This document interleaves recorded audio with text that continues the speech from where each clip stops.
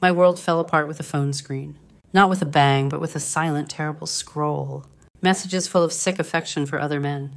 Private photos of my husband with a friend I'd often welcomed into my home. A shocking chat history from our wedding day showed a life I knew nothing about.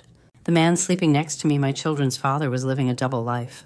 And I, his trusting wife, was just a pawn in his complex, painful game. This wasn't just a betrayal. It was a planned trick. A messed-up act of love and motherhood built on lies. Now I had to take back my life and keep my children safe from the ruins of a marriage that was never real. Part 1. The echo of a shattered silence. The world stopped spinning the moment she said it. The air in my own living room turned to ice. The familiar scent of my daughter's favorite lavender soap suddenly smelled of betrayal. She's not yours, Olivia. Ethan and I switched the embryos. She's ours. You were just the carrier. 5 years of sleepless nights, of tiny hands holding my finger, of scraped knees and whispered, "I love yous," disappeared into a sickening lie. My best friend, my husband, the two people I trusted most in this world, had planned to steal not just my future, but my very self, my motherhood. The framed family photo in my hands felt like a bomb. It was ticking down to an explosion of broken glass and a lifetime of irreversible pain. This wasn't just about a stolen husband. It was about a stolen life, a stolen child, and a desperate fight to get back what was truly mine. It was a Tuesday, the kind of gloomy Oregon afternoon where the rain seemed to cry with you. I remember standing in the kitchen. The warmth of the coffee mug was a strong difference to the icy cold that had settled deep in my bones. 5 years. 5 years of waking up to that sweet, innocent face. Of her little feet making soft sounds down the hall. Of believing with all my heart that she was a part of me. A miracle I'd fought so hard for. But now the silence in the house was very loud, made stronger by the echo of Chloe's words. They still sounded in my head. A cruel mocking song. My hands shook as I picked up the framed photograph on the counter. Ethan smiling his arm around me, and our beautiful bright-eyed girl nestled between us. A perfect fake family. The glass felt cold, then sharp as my grip tightened. I saw my reflection. A twisted stranger with wide, not believing eyes. And with a deep cry that came from the deepest part of my soul, I slammed the frame down. The breaking glass was the sound of my world falling apart. A strong mark at the end of everything I thought was real. You didn't just take my husband. You stole every single moment I fought, bled, and risked my life for this child. My voice was rough, raw, an animal sound I barely knew. The words stayed in the air, heavy with a pain so deep it felt real. Like an inner part had been pulled from my chest. Each piece of glass on the counter was a broken piece of my heart, shining badly under the dim kitchen light. And the worst part? My little girl, my daughter, was just down the hall, likely humming a song from her favorite cartoon, completely unaware of the earthquake that had just torn through her world, through my world. How could I possibly breathe in a world where such a terrible trick could exist? Part 2. The avalanche of betrayal. The world spun. The bright colors of Grace's drawings on the fridge blurred into a messy blur. My ears buzzed. A high-pitched sound that covered the normal sounds of the neighborhood. My knees felt like they would give out. Switched the embryos. Her egg. My carrier. The words hit me hard, each one a hammer blow to my chest. Then the anger, hot and burning, started in my veins. It covered the shock. It was a strong, gut-wrenching fury. You took my husband. You stole my marriage, I screamed, my voice breaking, echoing in the sudden empty silence. Chloe just shrugged, a casual movement that made my anger even stronger. He was never really yours, Olivia. Not completely. That's when I saw it. The framed family photo on the kitchen counter. Ethan, me, and our beautiful Grace. A monument to a lie? My hand reached for it, shaking, then slammed it down. The glass exploded, sending pieces across the clean counter. Each piece a tiny knife, reflecting the broken parts of my life. You didn't just take my husband. You stole every single moment I fought, bled, and risked my life for this child. My voice tore from my throat, rough and deep. The image of Grace safe in her room, not knowing, was a new wave of pain. How could someone be so completely cruel, so without humanity? Chloe simply watched me, a flash of something perhaps winning in her eyes. It's our child, Olivia, mine and Ethan's. You just incubated her. The word that made me feel less human echoed in the broken air. I had carried her, cared for her, brought her into this world with all my strength, with every part of my being. I had gone through 17 hours of terrible labor, pushing until I thought I would break, just to hold her in my arms. I had spent many nights awake, rocking her, feeding her, comforting her fevers, changing many diapers.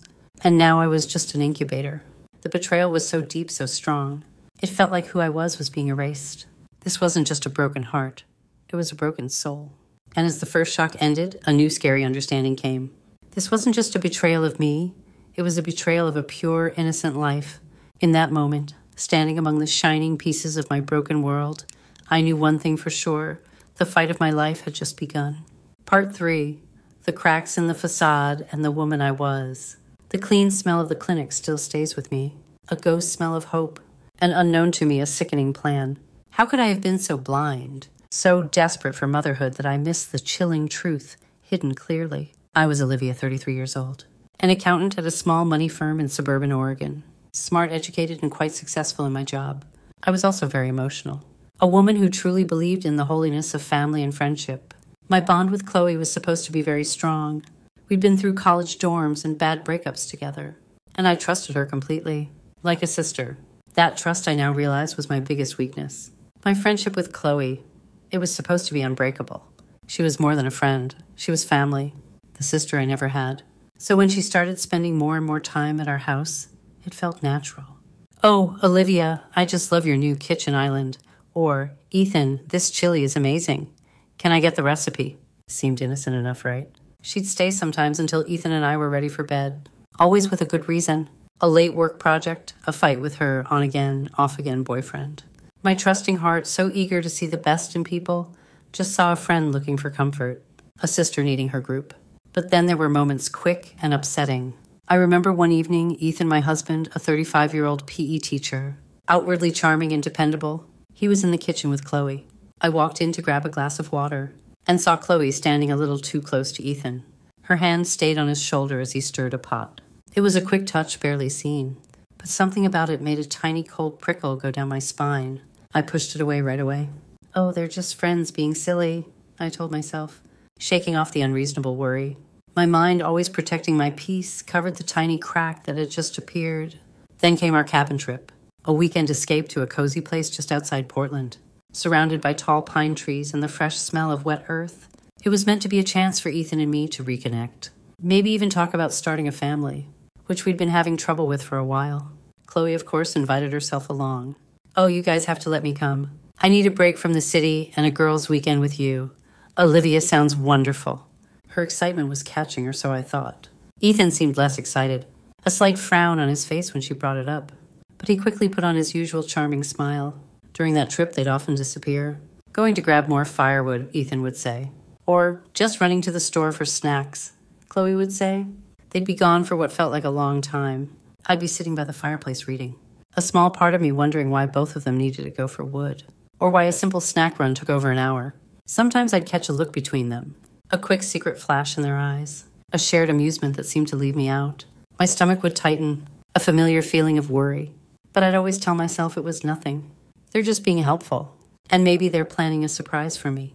My brain was very good at not seeing the truth, protecting me from the truth I wasn't ready to face.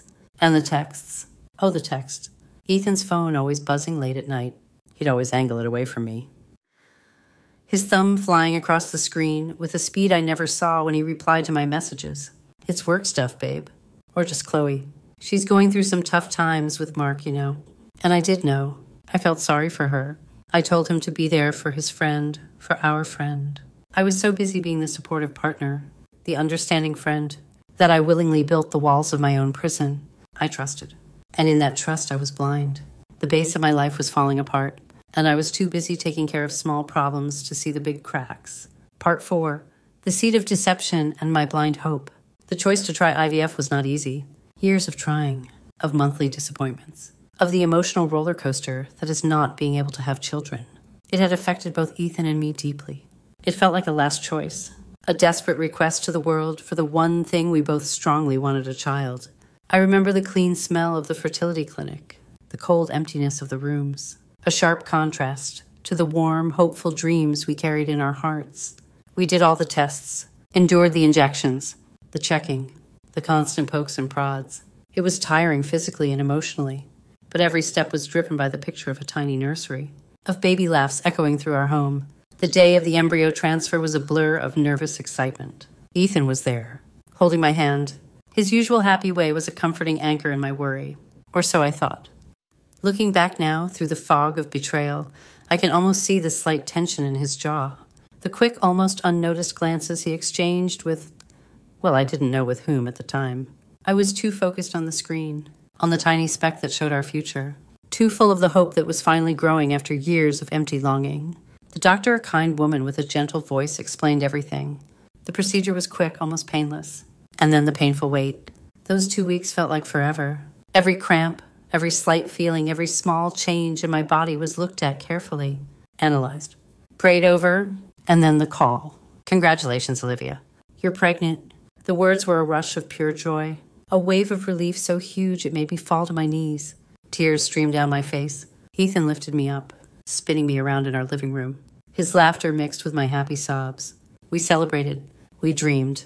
We picked out baby names, talked about nursery themes, imagined a lifetime of firsts. I was shining. A container for a miracle I believed was completely ours. My body change stretched, a living proof of the life growing inside me. The morning sickness, which for me was really all-day sickness, was very bad.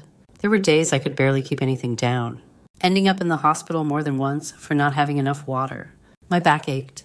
My feet swelled. Sleep became a distant memory. But every discomfort, every painful push during birth, every sleepless night was a sign of honor. This was motherhood. This was love. This was my journey. A wholly close bond forming between me and the tiny life within. I rubbed my growing belly, whispering lullabies, making promises to the little person who was turning my world upside down in the most beautiful way. Chloe, my best friend, a 32-year-old whom I had shared college and many secrets with, was always around. She'd bring me ginger ale for my sickness, soft socks for my swollen feet, and endless advice. Some of it not asked for. Most of it sounding a little unenthusiastic. Oh, Olivia, another time with morning sickness. You look absolutely green, she'd say without much empathy. Or when I'd complain about being tired. Seriously, the sleepless nights sound awful.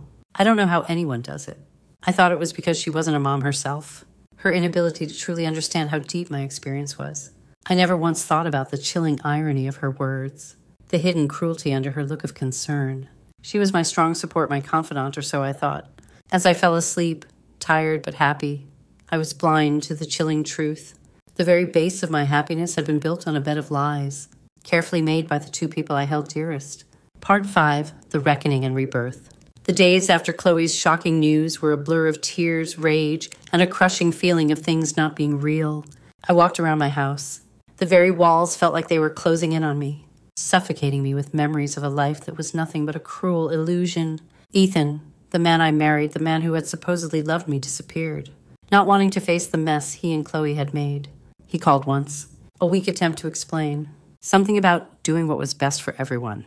I hung up, my hand shaking, the phone feeling like a hot piece of coal.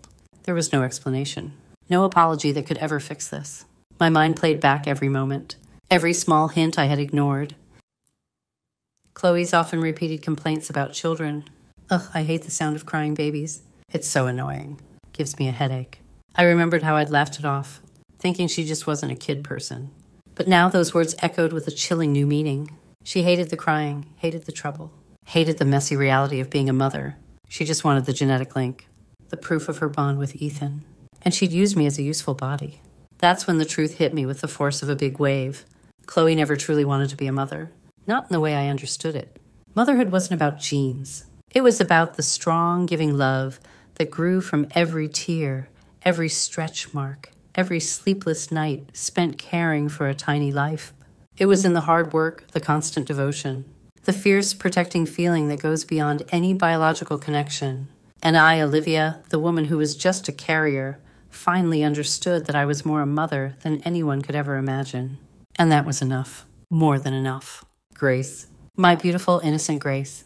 She was the only truth in this nightmare, the one pure thing I had left. How could I ever let her know the ugliness, the trickery that surrounded her very start? How could I explain that her father and her aunt had planned to create her, then used me as a way to get what they wanted? The thought of her innocent eyes filled with confusion, with the knowledge of such a twisted beginning. It was unbearable. In that moment among the chaos, a quiet determination began to grow inside me. I looked at Grace sleeping soundly in her room, her little chest rising and falling with each breath. She needed a mother, a real mother, someone who would protect her from the darkness, who would love her completely, no matter what her genes said. And that person was me. It had always been me. I made the choice, not out of anger, not out of wanting to get even, but out of a very strong, fierce love. This house filled with so many lies, so much pain could no longer be our home. Grace deserved a fresh start, a life free from the shadows of betrayal. I would leave, take my daughter, and build a new life, a real life, where love was true and family was defined by connection, not by chromosomes. She just needs a real mother, I whispered to myself, no matter whose blood runs in her veins. Several years passed. The first raw pain, slowly, with much effort, turned into a dull ache. Then in time, a quiet strength. Grace and I moved to a different town, a fresh blank space for our new beginning. I found a new job, built a new group of friends, and slowly, with much effort, rebuilt my life from the broken pieces. Every scraped knee, every bedtime story, every school play was a sign of the strength I had found inside myself, a sign of the love that held Grace and me together. Then one day over coffee with a new friend, I heard the news. Ethan and Chloe. It was messy, they said. A bitter breakup. He'd lost his job, went downhill. She was facing some serious money problems, possibly legal issues. Karma, some might call it. I listened, sipping my latte. A strange calm came over me. There was no rush of joyful winning, no mean satisfaction. Just a quiet sigh of relief. At least, I thought, looking out at the gentle Oregon rain, at least I didn't let my daughter drown in that mess. Because the truth is, not everyone who shares your blood deserves to be called family. True maternal love isn't born from DNA. It's born from every tear, every stretch mark, every sleepless night spent caring for a tiny life. It's in the hard work, the constant devotion, the fierce protecting feeling that goes beyond any biological connection. And I, Olivia, the woman who was just a carrier, finally understood that I was more a mother than anyone could ever imagine. And that was enough. More than enough. Don't let the shadows of betrayal define your story. Find strength in your truth. If you found Olivia's journey powerful, please like this video on Lamo English. What part of her story resonated most with you? Have you ever faced a betrayal that forced you to redefine what family truly means? Share your thoughts in the comments below. Subscribe to Lamo English for more inspiring stories of resilience and growth. Your support helps us bring more valuable content to you.